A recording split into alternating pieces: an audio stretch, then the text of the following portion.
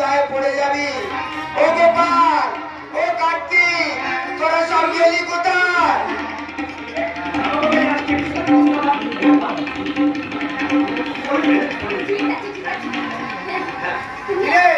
কি বলছিস তোরা? কিছু নয়, ও যেন সীতাকে সুন্দর করে সাজিয়ে দেয় তাই বলতে এসে। ও সাজানোর কথা বলতে? ওই ওই এবারে চন্দনের ফোঁটা ফুলের মালা দিয়ে সুন্দর করে।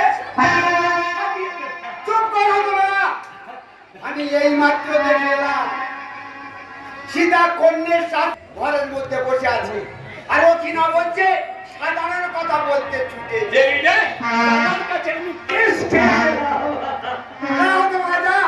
বিয়ে বাইরের দিকটা কথা তা নয়, ঘরের মধ্যে এসে মেয়েদের কথা না তোলাতে ছুটে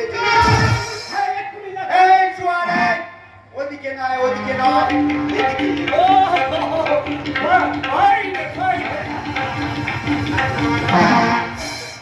হতভাগা ধরা পড়ে গিয়ে সব ভুলিয়ে ফেলেছি।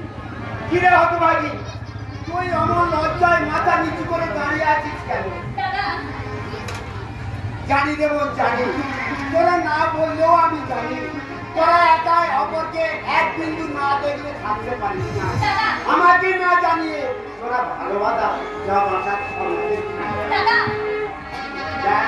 আর কয়েকটা দিন আমার সময় দে, সীতার বিয়ে সমস্ত তোমার 4 হাত আমি এক করে দাদা।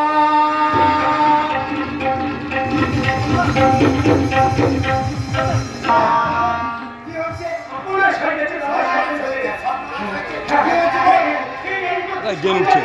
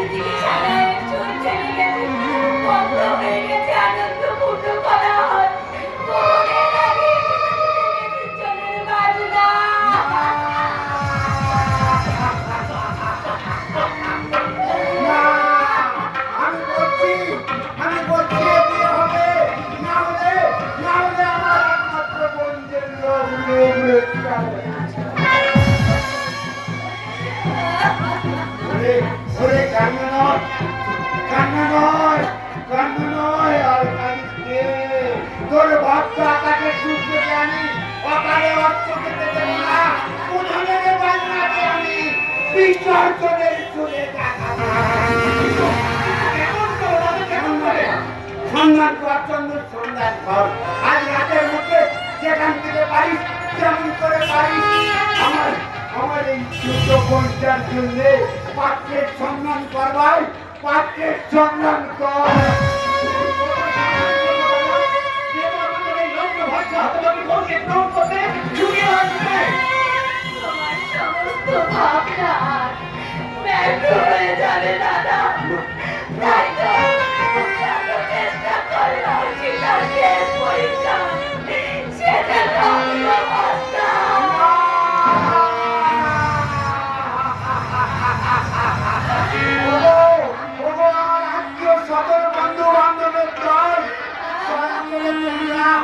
আমার একমাত্র বোনকে রত্নপ্রস্থার কলঙ্কের হাত থেকে মুক্তি দাও।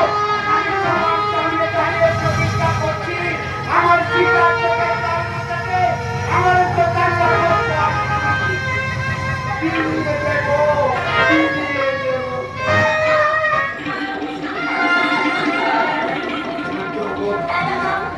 করে না, তোমরা কেউ এসে এই মুহূর্তে আমার সীতাকে করো।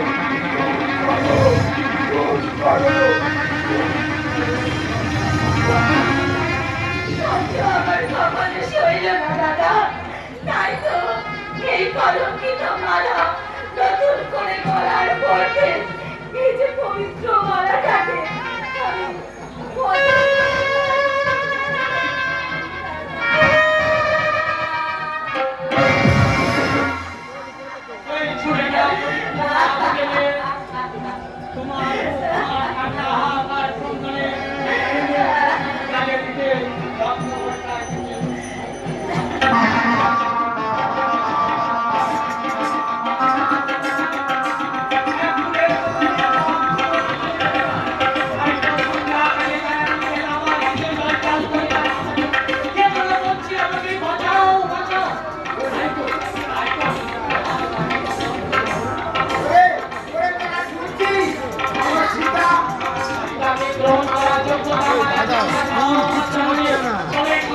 একদম একদম কিচ্ছু হয়েছে সাউন্ড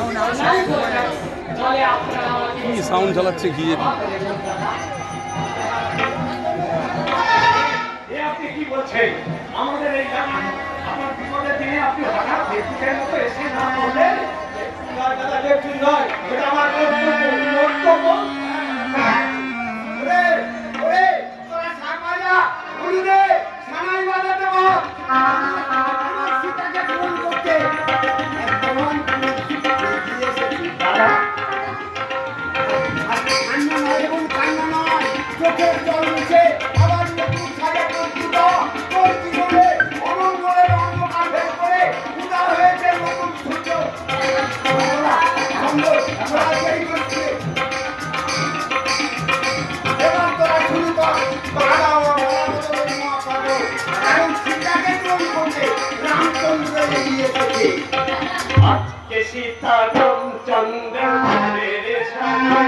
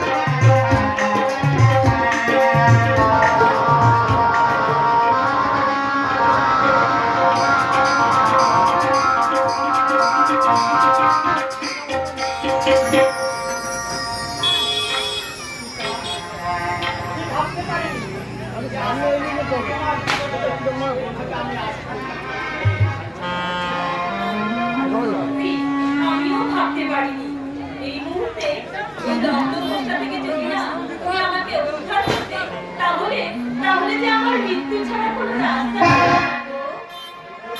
ও হ্যাঁ বলো জীবনে